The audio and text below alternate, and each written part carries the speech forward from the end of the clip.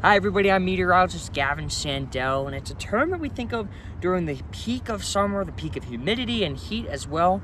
That's the dog days of summer. And it is a confusing term off the rip because you don't really know what it means and how it would relate to canines or something like that. And while it doesn't have anything to do with those guys, there's actually a pretty deep history in terms of that saying, because you have to think of ancient civilizations and a little bit of astronomy as well. So let's take a deep dive and talk about Sirius, which is a star very deep into space that is actually the brightest star other than the sun that we can see with the naked eye. From our point of view here in Youngstown, we could see it on any clear night between the late summer and early spring months. The star is part of a larger constellation on the left side of your screen called Canis Major, or the Greater Dog in Latin. Next to it lies Orion on the right side, another constellation considered part of a warrior by several cultures. In constellation lore, Canis Major was one of Orion's hunting dogs and would follow him into battle.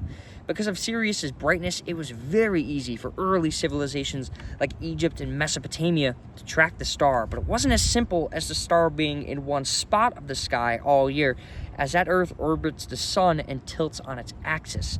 That means that throughout the year, the star would be seen at different spots and different times in the sky, just like how our sun rises at different spots and times every day of the year. So it would be easy to spot the star from late summer through the winter, because that would be during the deep hours of the night, but by early spring, Sirius gets vanished by the sunset in the northern hemisphere. So it stays during daylight through the late spring and early summer, but by July and August, the star would rise around the same time that the sun would rise.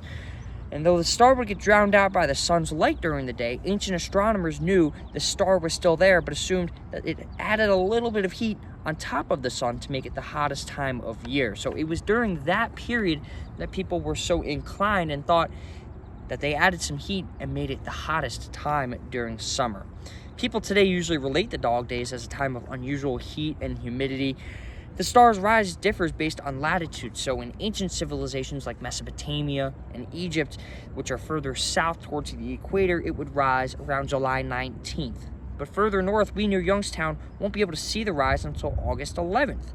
That's why today's dog days are loosely defined as midsummer between mid-July and mid-August. But as we go over the next thousand or tens of thousands of years, these set dates like August 11th are actually going to move later into the year, because the way that the stars move is not as quite as cohesive as the calendars are in our neck of the woods. So the star might rise going into the winter months in terms of tens of thousands of years. So we might not have dog days of summer long into the future. We might have dog days of winter.